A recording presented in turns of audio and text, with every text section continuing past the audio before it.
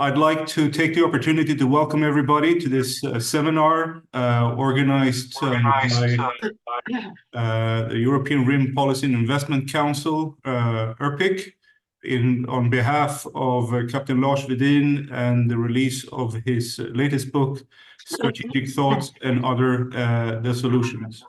If I could please ask everybody to mute your microphones during the presentation in order to avoid having any disturbance of sound during this during the next hour.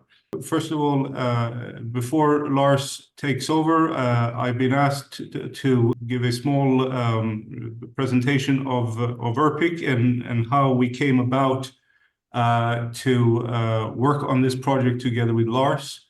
ERPIC is a independent non-profit research institute based in Cyprus. We were established in 1999, early 2000, with the focus on current affairs in the Eastern Mediterranean. We do that by focusing primarily on matters such as regional security, democracy and the rule of law, and energy, as these three avenues tie into most of the events that take place in this particular part of the world. We do so by focusing especially on events that we deem to be of crucial importance of fostering a better understanding, not only just for the Eastern Mediterranean from the outside, but also focusing on a better understanding of what regional cooperation could be and what it would comprise.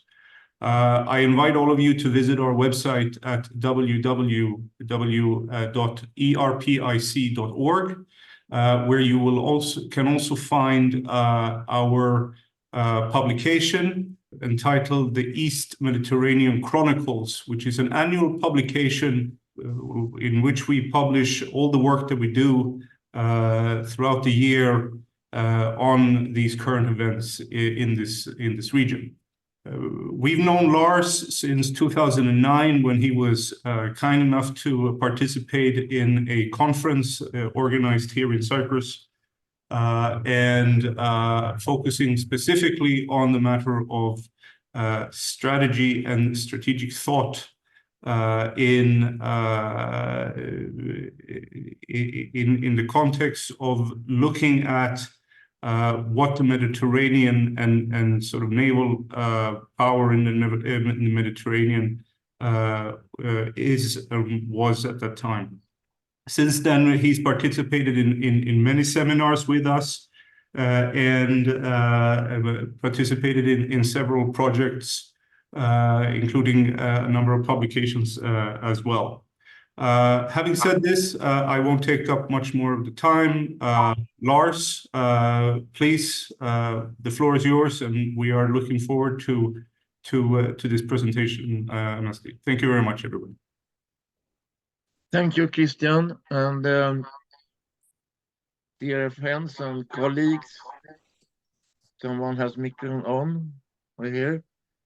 I'm very proud, very happy to have this opportunity to introduce my latest and probably last book, Strategic Thought and Other Delusions.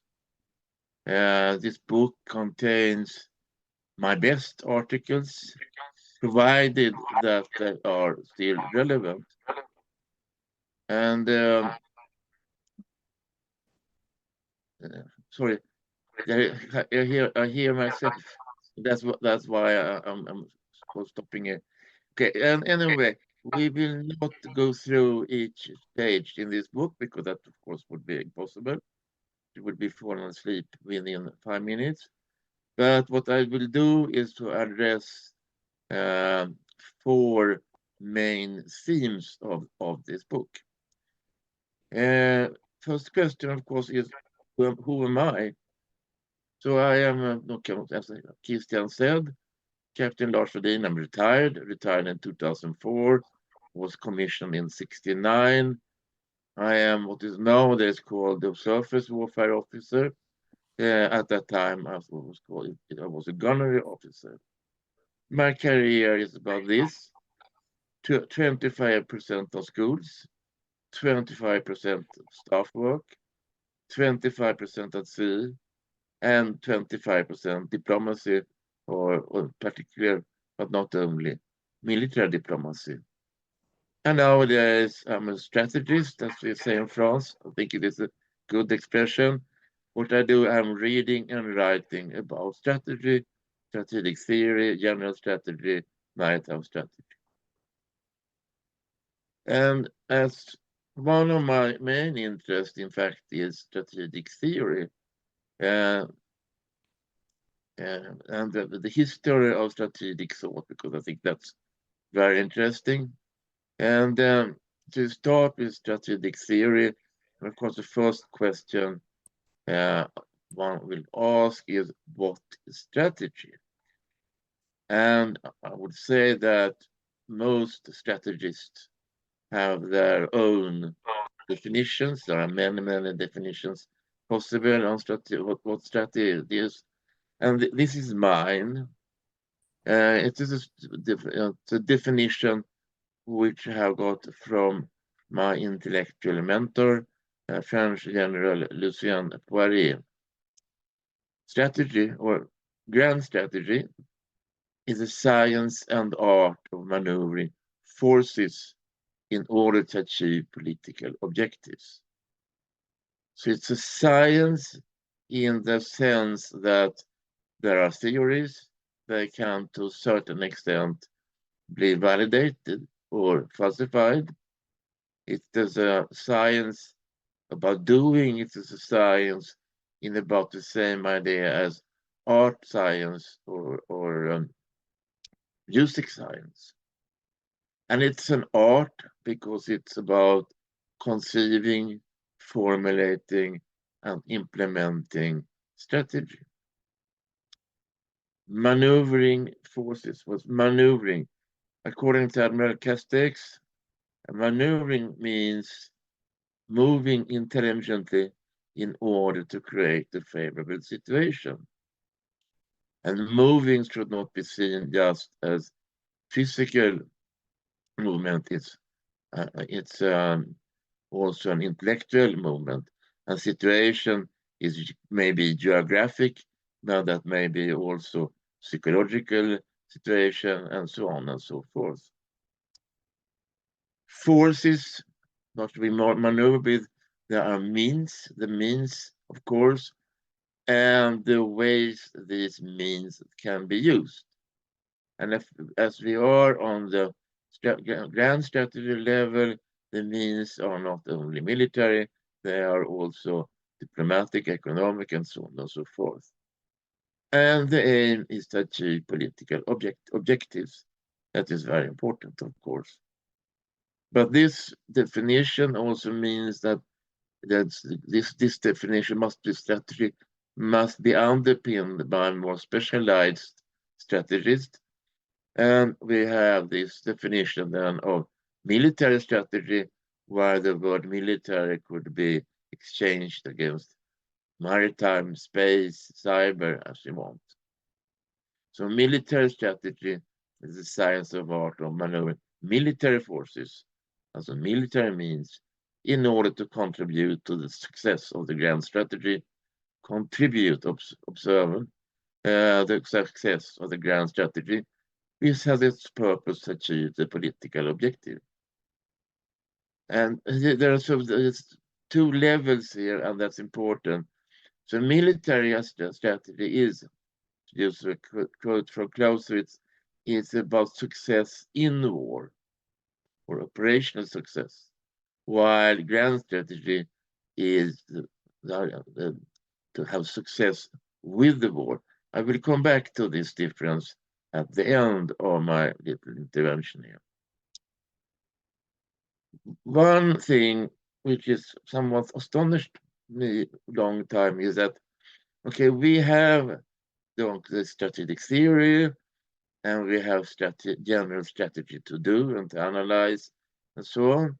And we have a number of strategists from history, more or less contemporary, more or less ancient, who have formulated important strategic theories, but they are very seldom used. Of course, in books and articles and theses of the various kinds, there's the obligatory quote from Clausewitz, maybe from Jomini, if you write about maritime affairs, if you're an American, you will quote Mahan. That's, I think, it's absolutely necessary. But I would say that those kind of quotations are more as a decoration, showing I know who Clausewitz is and so on. They didn't have any real purpose. And I think that's a pity. So I will now make an example where I show how strategic theory could be used. And I use the ongoing war in Ukraine as an example. And this is the taxonomy and theory of General Poirier, which I use here. Well, above we have the war criminal himself. He doesn't need any presentation, I think. He has a political project. He wants to stay in power, and I believe he will resurrect Russian imperium. So he must formulate a grand strategy, which seems to be destroy Ukraine and fracture the West. He needs several strategies to do that. He needs an economic strategy to put his country into a war economy to produce the weapons he needs. He needs a diplomatic strategy where he, for instance, uses the war in Gaza to fracture the West. And he is also bringing, he tried to strengthen the BRICS and generally the so-called global South against the West. Many argue that there is no such a thing as a global South, but that's besides the point. And of course, you need the military strategy. The military strategy could be divided in an external or internal maneuver.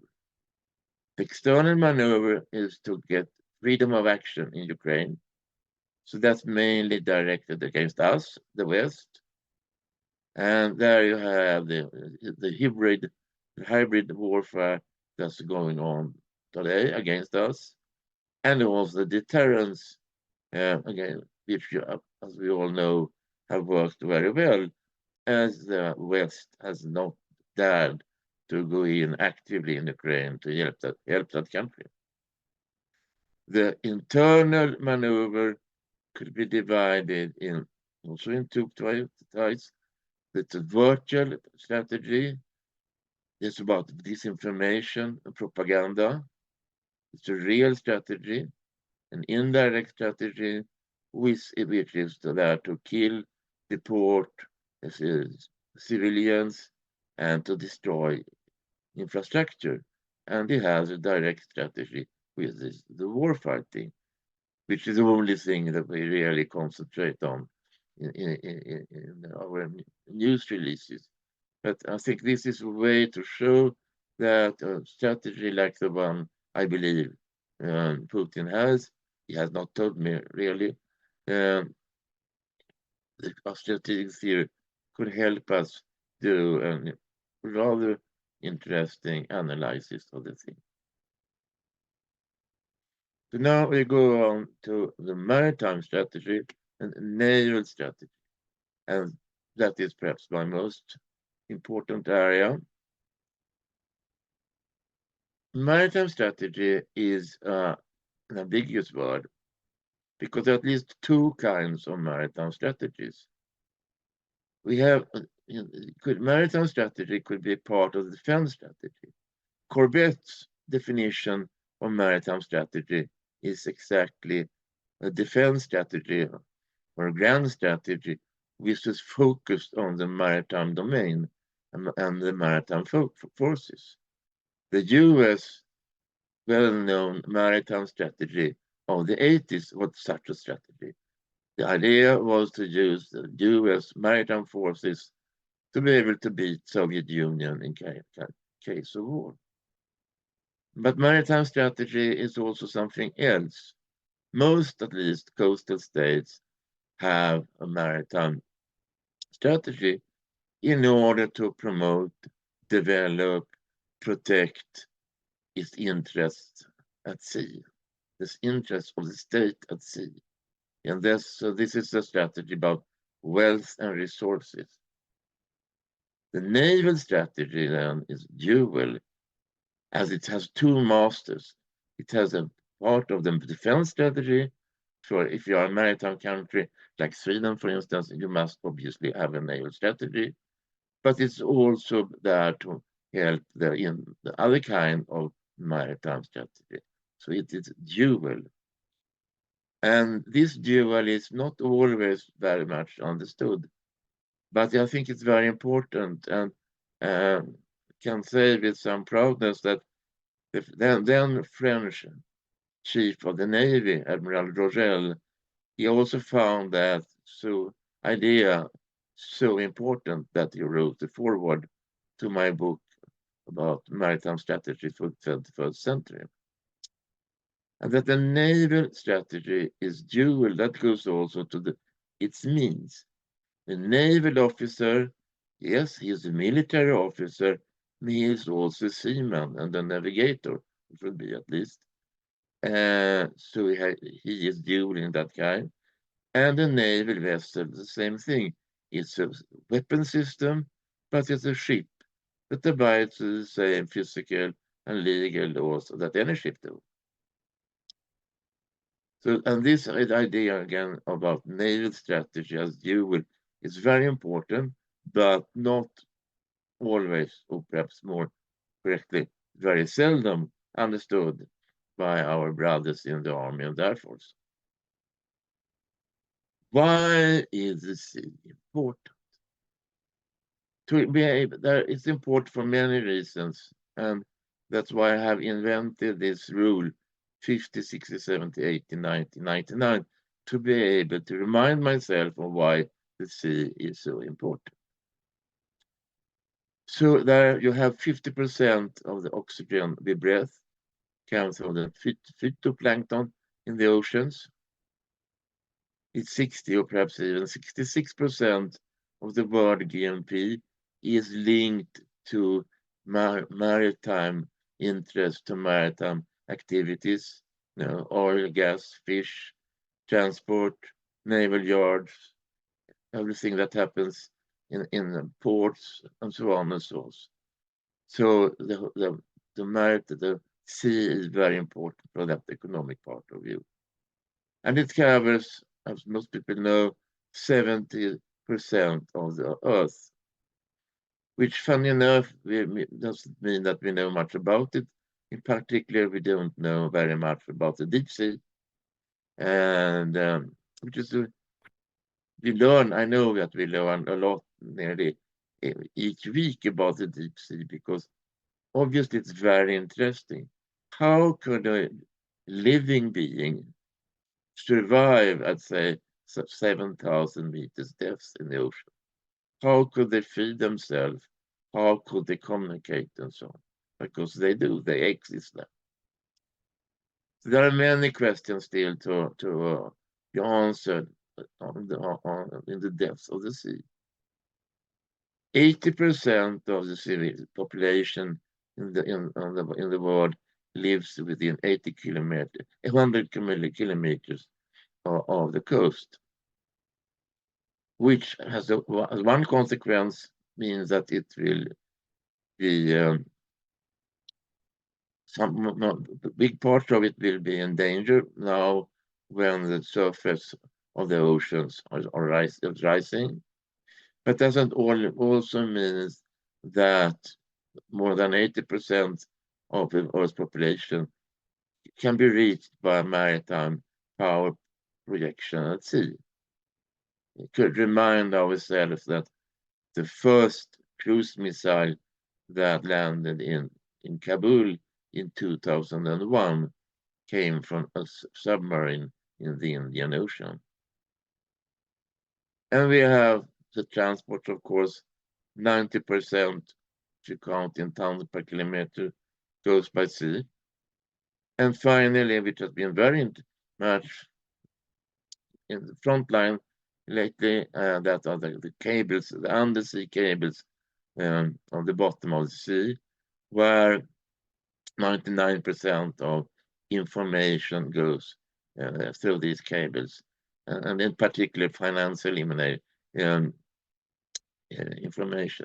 And there's enormous sums of dollar and pound and so on that goes through these cables every second. But it's not only in such cables that we also have electric cables, we have pipelines of different sorts. So this is a way for me to remember and explain the importance of the sea. When I was a young officer, this domain was not that very complicated. I mean, I was on the ship there in the middle. It's a much more modern ship than I lived on, of course. And well, the domain of interest was a domain around us, so that was not so complicated.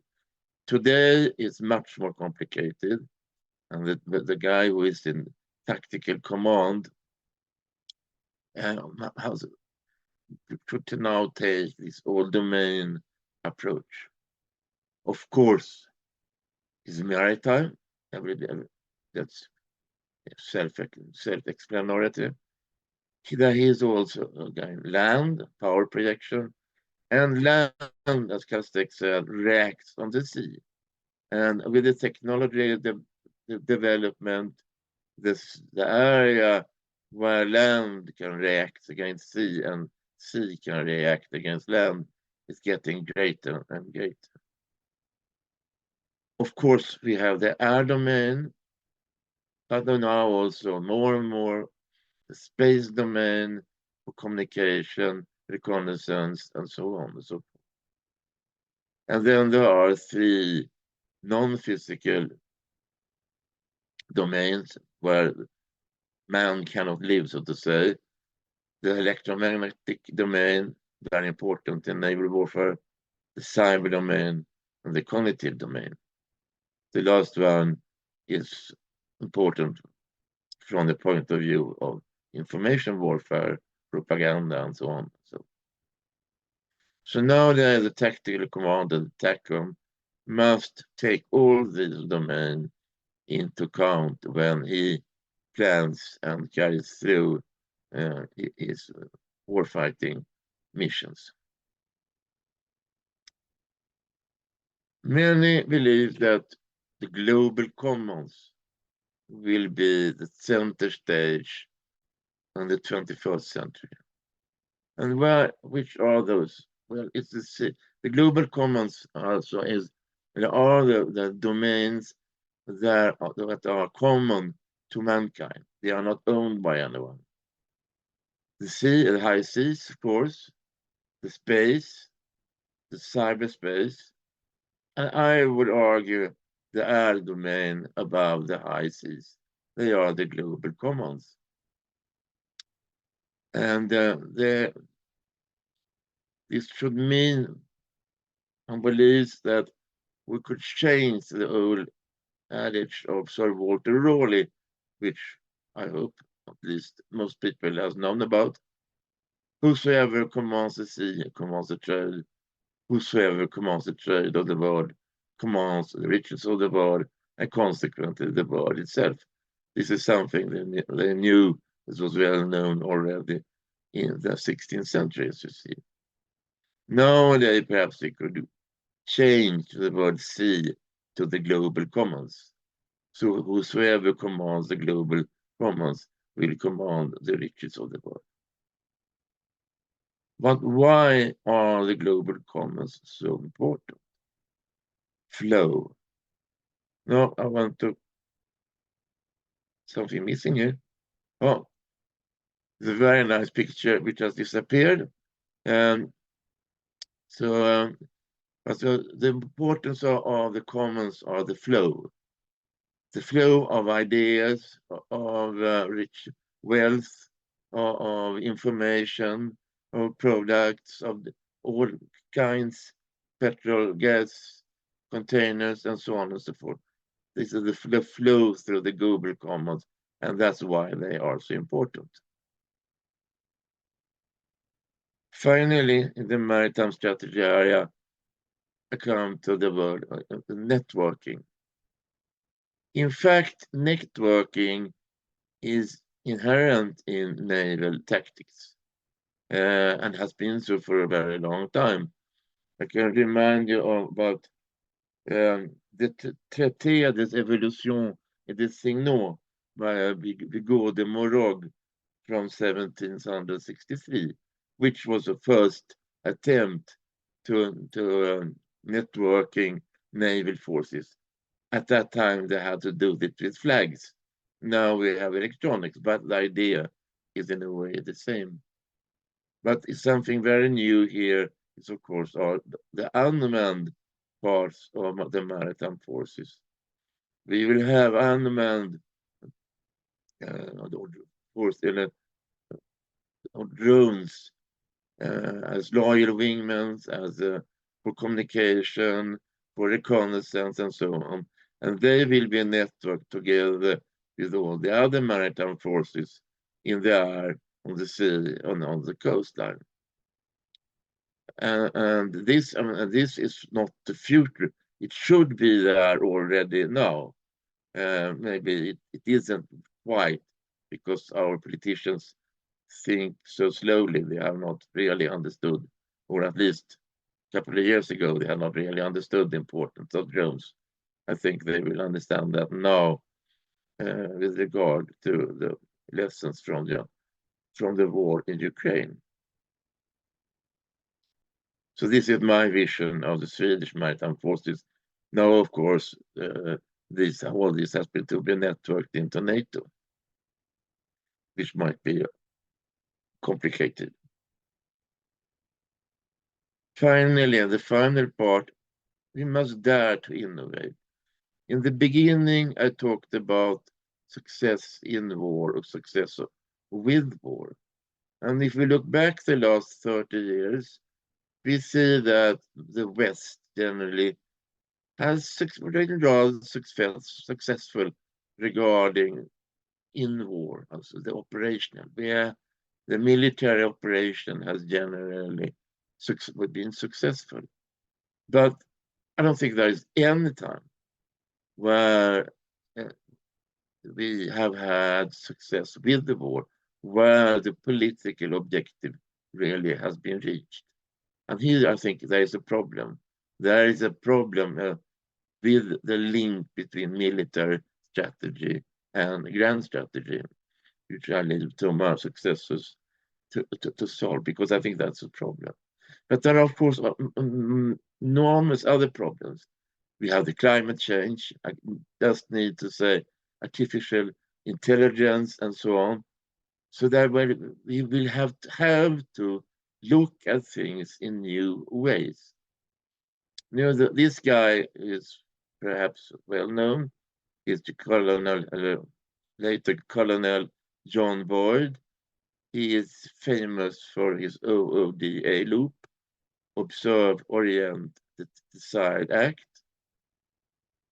But and in this OOD, that's orient, which is largely the most important, understanding what's happening.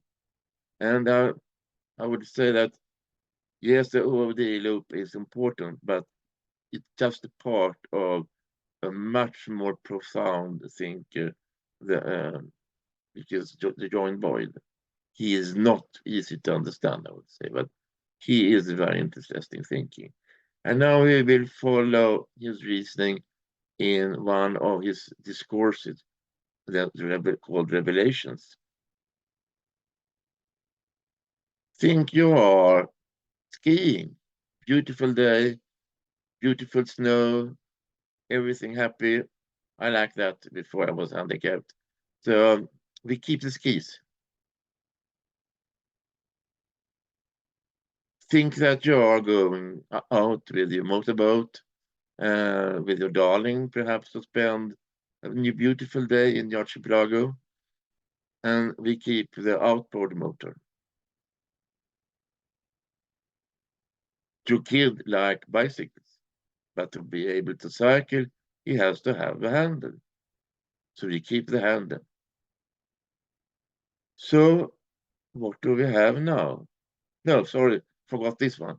Especially some boys are very interested in these kind of things with big tracks. So we keep the tracks. So what do we have now?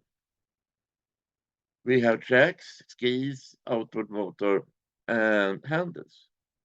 What will we do with that? Well, it's a snow scooter. And what Boyd says basically that as a people who doesn't understand that this could be a snow scooter, not totally in a transformed way of looking at it, they will lose, because we must be able to see new ways of keep putting things together in order to survive in this 21st century. And with that, I'm through the end. And that's the book, and it's sold by Amazon, because Amazon is the one who produces it, and it's not too expensive, I would say. Today, some books cost more than hundreds of euros. This one costs 25. So thank you very much for listening to me, and I will be happy to answer any questions. Thank you, Lars. I will then open the floors for question, if there's any. Please use the raising of your hand function so that we can then let you ask your questions, Lars.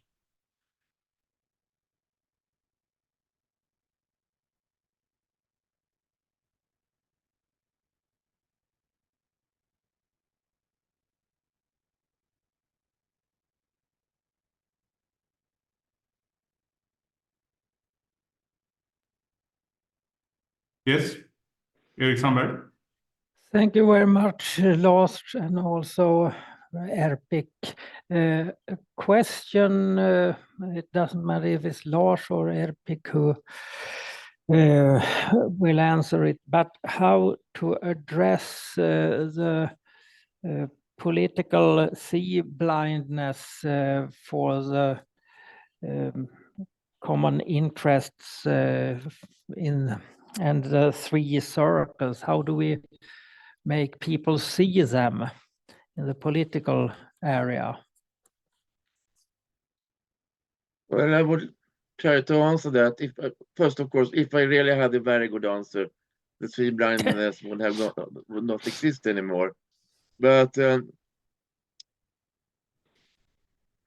were, and I was nearly good talking French.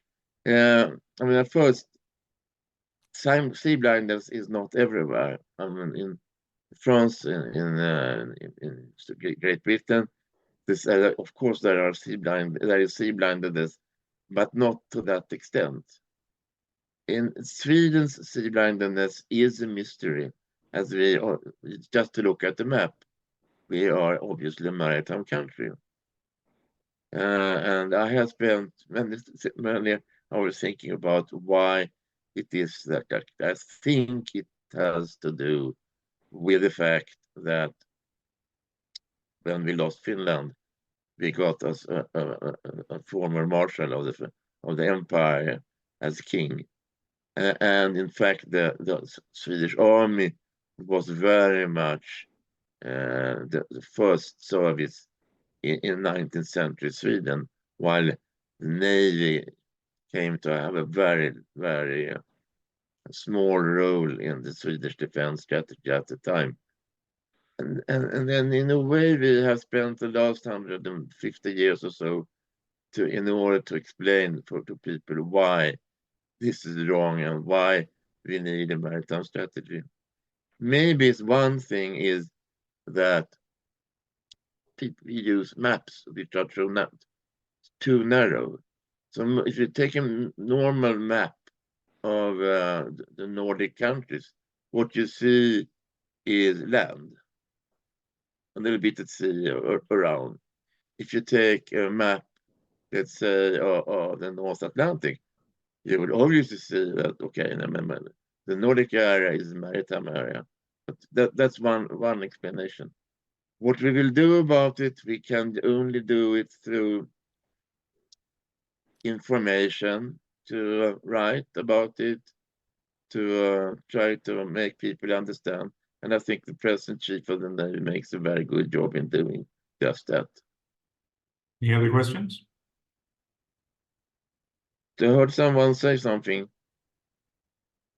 Or if there are no questions, I think we can go home and take something to drink.